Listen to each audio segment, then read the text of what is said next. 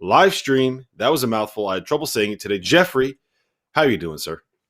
Well, better after that Connor Teahan heave at the game last night. I was going to get swept the triple double, whatever you want to call it. I was going to lose all three on that Kansas game. I had taken the money line. I took the 9, and I also took the under, and it didn't look good. Didn't look good, Rob. So Connor Teahan, boom. Love him. We needed that. I needed that too. I was on the verge of an 0-5 day yesterday. Obviously UConn somehow managed to blow a 14-point lead at home to St. John's, which is just unforgivable if you ask me. I took Citadel. I got on the Citadel bandwagon, and the line was 13.5, and they were down 14 with like 12 seconds left, and some dude missed the front end of a 1-and-1 to try and cover. So that was fun. Obviously, the Kansas one didn't work out, and I took Louisville yesterday. So all in all, it was not a great day for your boy Jeffrey. I only did that was it for me. I only put in for those 3 Kansas. So I went 1-2, but I felt like I got my head beat in. Like it's just one of those where. And at a point, you were like, all right, Kansas cut it 5. I'm like, all right, maybe I can win the money line. Maybe I can win all 3. And then it flipped quick. Jared Butler just, man. Like I had some knucklehead on Twitter being like listing off 15 people because I called them an All-American. And they were listing off like 15 people that were better than him. And I'm like, dude, watch the game. Like, watch the game. What are you, stupid? Like, he's a two-way guard, number one. So, like, he could score on another team. He could easily average 20 plus. But because he's on Baylor and they've got enough weapons, he averages 15 a game, 5 assists a game. By the way, they're number 2 in the country, largely because of Jared Butler. If you don't have him on your first team All-American team, you might want to watch a different sport. Yeah, I mean, he was unbelievable yesterday. The level of shot making that happened, and that's what he does. That's what he is known for. We part of the reason he's back in school right now is because he was not necessarily as good of a creator as NBA teams wanted to see out of someone that is 6'3", and he can defend and he plays within a system that is one of the best defensive systems in college basketball. But because he's on the same team as 2 of the best on-ball defenders that you are ever going to see in college, and Davion Mitchell and Mark Vital, he doesn't necessarily get the chance to have those primary assignments every once in a while. So he kind of had to come back and prove, like, hey, look, you know what? His defense wasn't just a product of the system. He's really, really good. And the thing that I've been so impressed about in watching him this year is that he blocks more jumpers than anybody that's 6'3" in the history of basketball. Yep. He gets at least. Well, obviously, his timing's good. It is incredible. He's just such a solid defender. Like, he's not elite, like you said, because they've got 2 elite guys. He's a step down from that. And then you had Kansas that's just offensively challenged. No other way to put it. I mean, Agbaji was really good.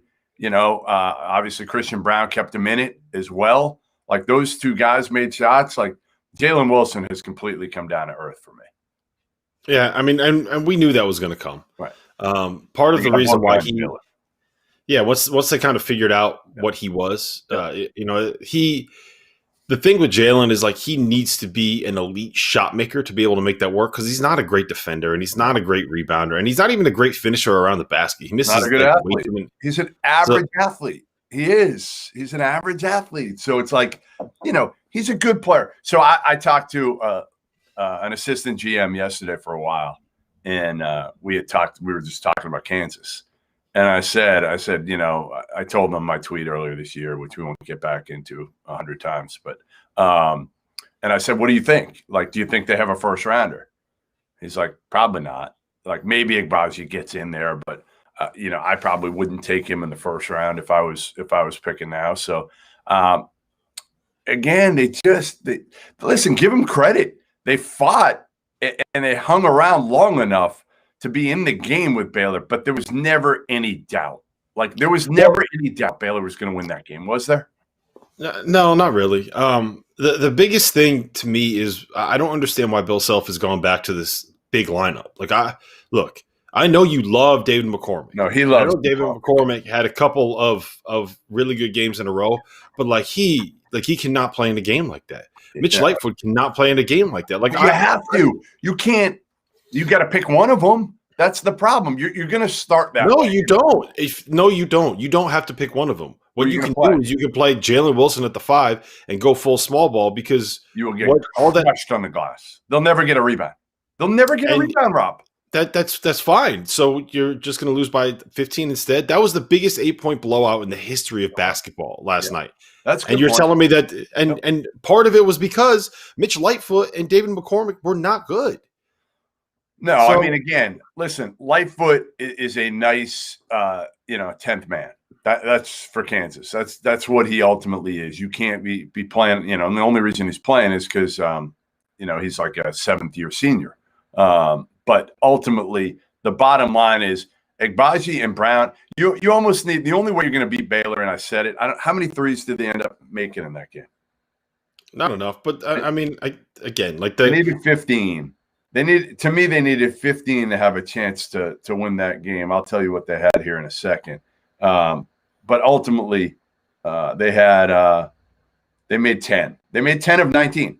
Honestly, they needed to take more than 19 threes. They needed to take 30 threes, make 15 of them, and then they have a shot in that game. They shot it well with Brown and Agbaji. The problem is, again, Jalen Wilson wasn't good enough, and you need all 3 of them to be great. Well, the biggest issue with Wilson is that when you line up with somebody at the 5, right, it means that Mark Vital is going to be the guy that's tasked with guarding Jalen Wilson, and he has no shot against Mark Vital. Absolutely none. So if I would what I would have done is I would have just played him at the 5, and I would have forced Baylor to either put Chama Chachua or Flo Thamba on him or go small. Here's the problem. Rob. When you look down their roster, okay, Christian Brown, nice player. Agbaji, maybe a first-round pick. He's probably their best player. Jalen Wilson, nice player. Marcus Garrett, great defender. He's an elite-level defender. Offensively, he's very mediocre. McCormick, not good enough. And then your bench isn't good enough, right? You got Enaruna, Lightfoot. What's his name? I can't even say it. Enaruna. The kid Harris is a fine as your backup point guard, and that's all he is. And then, Connor Tien. Like that. The problem really is your depth. As much as your starters aren't good enough, like your depth is not good enough. And that's been my whole take with Kansas. Like anybody who wants to fight me on the fact that this Kansas team isn't talented enough. Like no one wants to fight you on that. The only people that want to fight you on that. Yes, the only people that want to fight you on that are people on Twitter, which is why you need to just start. You have too many Twitter followers to pay attention to every single mention that you get. Okay, no, the only people that want to fight you with it are people, the idiots on Twitter who are idiots on Twitter for a reason. So the bottom line is this: like, I just don't see how Kansas is going to be able to get anywhere near what they want to be playing the way that they're playing right now. It's just not. It's not. I just don't think that is good enough. So. It is what it is. We got a lot of good games today. We do have a lot of good games. Yeah, so let's start with my favorite bet of the day, and it's not even close. It's one of these ones where I woke up. Yes, it's those guys. Well, you can't see it because your feed keeps streaming, but it's Alabama. Your feed keeps freezing. So like you said, we got that face. Well, you were trying to point to your tab, but yes, Jeff has an Alabama hat on right there. You guys can see it. I love the Tide tonight. I do not understand why they are getting a point. They have since the start of SEC play, they have been the best defensive team in that conference. LSU was the best offensive team in that league. Bama's not really all that far behind. They are hitting threes at a 39% clip in league play. They are shooting more than 44% of their field goal attempts from beyond the arc in league play. John Petty has been unbelievable since he had that 1-game suspension. Jaden Shackelford has really kind of developed into the role player that Nate Oates loves to have in this kind of a system. And the biggest thing is like, they don't have Jordan Bruner, but this is not the kind of LSU team that can take advantage. Same thing as Arkansas. They can't take advantage of of the fact that Alabama may not have the size. And the biggest thing is LSU right now 5-1 overall, 8-2 on this, or 8-2 overall, 5-1 in the SEC. They have not played a team ranked in the top 40. Their best win on the season is Arkansas, who Alabama just beat by 31. They've lost to St. Louis. They've lost to Florida, who are the two best teams that they've played this year. And beyond that, they don't have a win against anybody ranked in the top 60. So I love Alabama in this spot. I think you're going to put the hex on Alabama here. I'm scared. And if I'm Crystal Oates watching this podcast right now, I'm terrified. If I'm Crystal, I might give Crystal your number and tell, don't pick Alabama. Don't do it. You're gonna screw it up. I'm telling you. They had the mojo. We all had it working here. So I've picked them. I've picked them like 4 games in a row now. Ever since we saw what happened in the Tennessee game, like I've been on Alabama. Now you just got to get Hummel. Now you got to get Hummel on board completely. Yeah, but he's an idiot. What do you do? Like if it doesn't happen in the state of Indiana or one of the states that border Indiana, Hummel has no idea. You think he knows where Alabama is? No, he didn't even know Alabama was part of the United States until you had Nate Oates on your podcast. Very true. Very, very true. All right, I'm going to think about that one a little bit more. The one I think I like the best, I think I like Seton Hall getting 9.5 points. Mm-hmm. I mean, listen, Villanova, it feels like they haven't played since 2020 because they haven't, right? They didn't play. December 23rd was their last game, Robert. Yep. December 23rd. And they really weren't able to do a whole hell of a lot. I'm surprised that Jay Wright's doctor and the Villanova doctor is the most conservative. I'm surprised that he's letting him play this quickly after coming off the pause. But I assume they got staggered and some of the players were able to come back a little bit earlier. But their first full practice, I believe, was last Thursday. It was Thursday. Because I was. But it wasn't even a full practice. Right. That's what I mean. They have some guys that are banged up. Right. The players that had tested positive the last round of testing were not allowed to come back and play in those practices. So like that they were rusty. They were in a hotel room for basically 3 weeks. There's no way that you can stay in shape at the level that you need to be. Are you surprised that the number's that high given the circumstances? 9.5. I know Bryce Aiken isn't going to play, and that's the question from Justin Miller there. But and he was making a difference. He really was. I feel bad. Like we've talked about Bryce Aiken and Seth Towns. I just feel like they're always hurt. But I don't know if it matters. I feel like Seton Hall should be able to keep it within single digits against a Villanova team that hasn't done anything in a month. Yeah, no, I'm 100% with you. So what my game plan I think is going to end up being is I'm going to take the game line, Seton Hall plus 9.5, and then try to get a good second half line. Because the way that I've kind of seen these things happen is like, at least in the first half, you're excited, your adrenaline kicks in, you want to be back out on the court. Anyone that's played basketball knows like the first time you play after a long layoff, like you're always just hot immediately, right? And then all of a sudden the legs start to kick in, you don't have your wind, you start to fade a little bit in the second half. So I'm going to take Seton Hall for the game and then Seton Hall on the second half line at halftime. So you're just going full bore Seton Hall, the Hall. Yeah, I really like the Hall in this spot. Wow. Another DM, Robert. He was sending dick pics. Yeah, I saw that. Breaking news. What does that have to do with this? Anyway, I just got it coming across. Listen, I was surprised he wasn't fired right away. When that came out, I figured he'd be gone right away. It took a couple hours, and the motto, Rob, don't send dick pics. Yes, that should be the tagline for this. For every general manager, that should be like the first requirement. Have you ever sent a dick pic? Will you ever send a dick pic? And if you put yes to either, you can't get the job. That's it. All right. So Duke at Pitt. Duke is laying 2.5 points. Jeffrey, tell me why I shouldn't bet the entire bankroll on Pitt. I'm taking Duke. I'm going with the Dukies. Yes, absolutely. I just think there's no way Coach K is going to get out coached by Jeff Capel. You cannot tell me that the pupil is going to win this one. Like Coach K is going to do whatever he's got to do with those refs. I don't care if it's at the Pete Center, where it is. It could be in Jeff Capel's house. He's not getting any calls in this game. Zero. Like, Duke is going to get going here. I know Pitt's got the best player on the floor. I get it. But ultimately, I still think this Duke team is going to start to get incrementally better. They're not going to be great. And now Kay's saying, like, we're out of the top 25. Well, Kay, you should have been out of the top 25 a freaking month ago. Okay, a month ago. You had no right being in there the last month. But some of these knucklehead AP voters like Gary Parrish keep putting Duke in there. You know, it's like Parrish doesn't even look at the results. Just keeps putting Duke in there every week. Duke. I think he's scared of Kay. I think that's the big thing with Parrish. He's scared of Kay. Okay. All right. I'm gonna stay on the fade Duke train. I mean, it's been the most profitable thing in college basketball betting. You like that so far this season? Yeah. The Duke fade train. I think they are now 1-7 against the spread. I believe someone in the comments will probably correct me.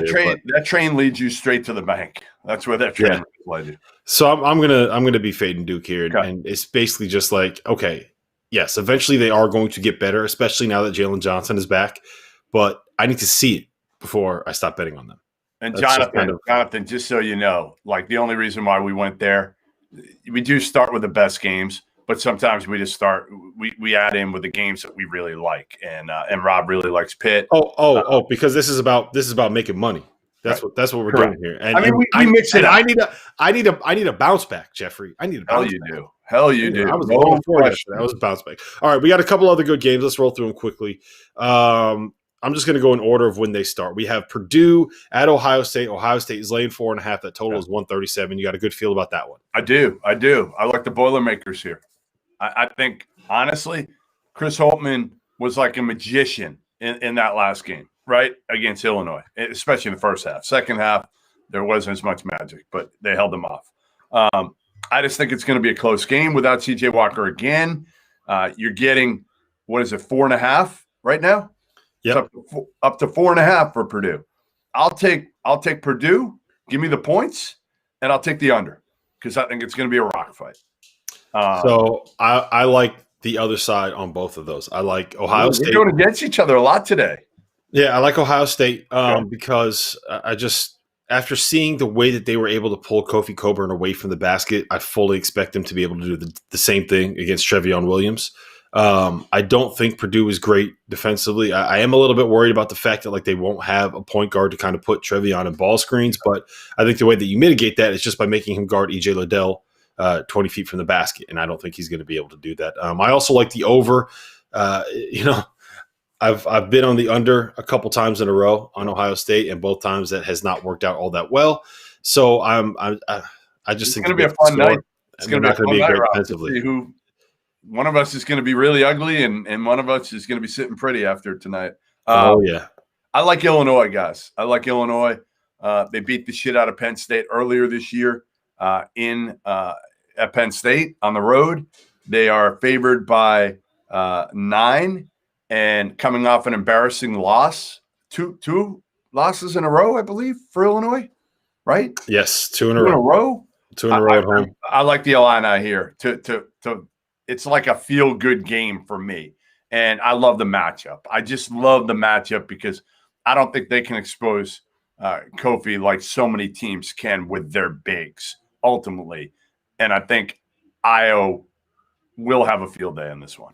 Yeah, and I just want to point out to everybody that I said, hey, Jeff, we're going to go through by the times when games are tipping off, and we start with a 6:30 game, and he immediately goes to the 9 o'clock tip. Just that's, if you guys want a little taste of what it's like working with Jeff Goodman. I mean, listen, I'm all there. Over You go. You are. I get excited. I see something. I get excited. I want to talk about it. All right, Maryland at Michigan. Last time these two teams played, Michigan. It was a close game in the second half. Michigan ran away. I think they ended up winning by 18 or something like that, and that started that run of 4 straight games where they just blew everybody out. They're coming off of a loss. They are coming back home. They are laying 10. What do you like here, Jeff? Anything? Any feel? I don't like it. I don't like it. I don't like it, even though I did, Robert, just so you know, in case you're wondering, I'm going to upset some Alabama fans here, but I did purchase this hat. So you just guaranteed that we're going to have another terrible betting night by getting rid of the lucky Bama hat. All right, yeah, you're right. You just guaranteed it. You just locked it in. Unbelievable. I can't believe this. What am I doing on the stream here? Back. I never did that. I just want to show off my new Michigan hat. I like it. Looks good. It is a nice hat. I'm all into now. Like my whole thing now is just buying hats. Like I just like every day. Every day I just buy another hat. Can we find somebody to sponsor us? Like a hat lids, company, please? Maybe we'll reach out to Lids. Lids would be great. Anybody. I need this. This is honestly, I'm going to go broke. All my winnings are going to hats. All right. So I don't think either of us has a good feel for Michigan, Maryland. That's what the sense is that I'm getting from you. Tennessee laying 6.5 at Florida. What do you like there? Yeah. I like your Vols. I call them your Vols because nobody was on the Vols like you were on the Vols early. They let me down. But they're back. They're coming back. Just wait. I think they're coming back. And I think, again, listen, Florida without Scotty Lewis, missing another game after COVID. Hopefully, Scotty, you're doing all right. No Keontae Johnson, obviously. You're taking away arguably their two best players from the beginning of the season. And we know what Tennessee can do defensively. I think, again, they're not an offensive juggernaut by any means.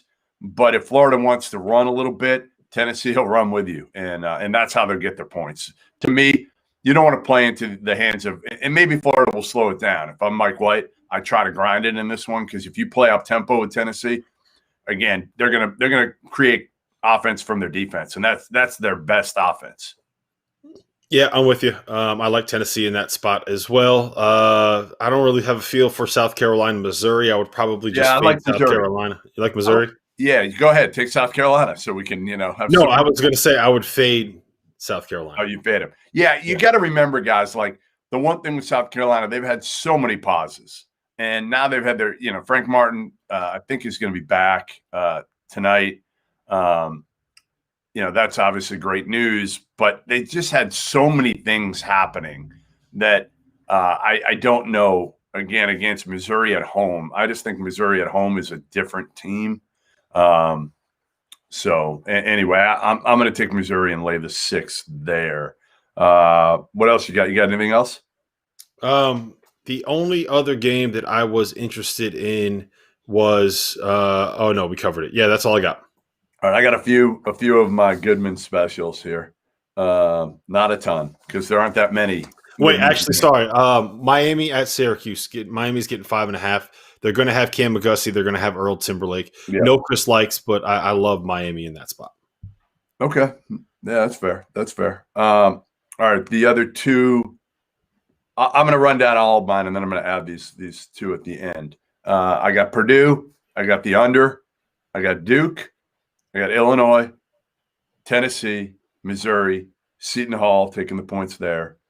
And then High Point has been on a pause for a while here, a couple of weeks. So they're playing Longwood. And the Lancers, man, you don't want to go against the Lancers without being in tip-top shape.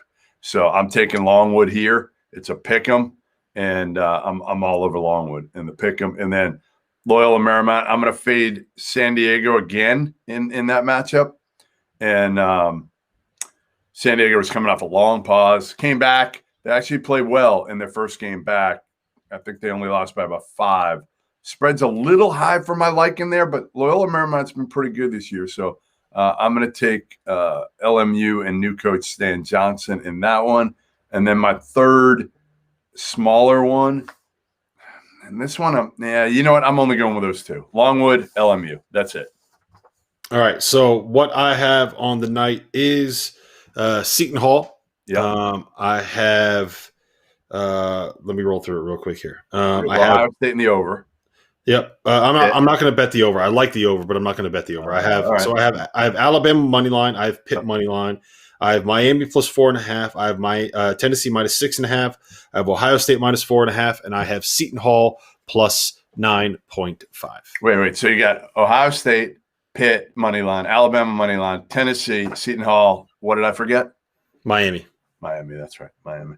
All right, this is going to be an interesting night. I like this night. I like when we go against each other a little bit. It's a really good night of hoops too. Like I'm Yeah. actually like looking at the schedule. There's a lot of really interesting games. So well, I mean, that Duke game is going to be interesting because it's still like if Duke loses to Pitt, right? Like think about this: if they lose to Pitt tonight, then you're going to start talking about, oh, maybe this isn't a tournament team at all. Like that's when, honestly, this is when it will start, Rob. It really hasn't built up, but if they lose at Pitt, I think you start saying like, all right, maybe they're going to be joining Kentucky and watching, and there's no NIT, so they can't. Maybe they'll form their own tournament. Kentucky, Duke, who else? Who else can we get in this? Let's put together like an 18 deal at the end.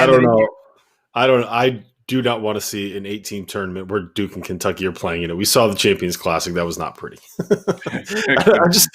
We need to stop letting you come up with ideas. Your idea to have like TCU pretend to sit out games so we can get Baylor and Gonzaga. 8-team tournament headlined by Duke and Kentucky right now. All the best to Jamie Dixon. We hope you're doing well. I only wish the timing had been a little bit different, but first and foremost, I just want Jamie Dixon. Hope you're okay. Yeah, he tested positive. So, all right, Jeffrey, it's been a pleasure. We'll see you guys later on. No dick pics, Rob. No, I will not send any dick pics. I might send you a dick pic though. That's what I might do. Rob, please no. Please no. That's what I might do. It's a fireable offense. There will not be another pod. If you send me a dick pic, we're done. We're done with this pod.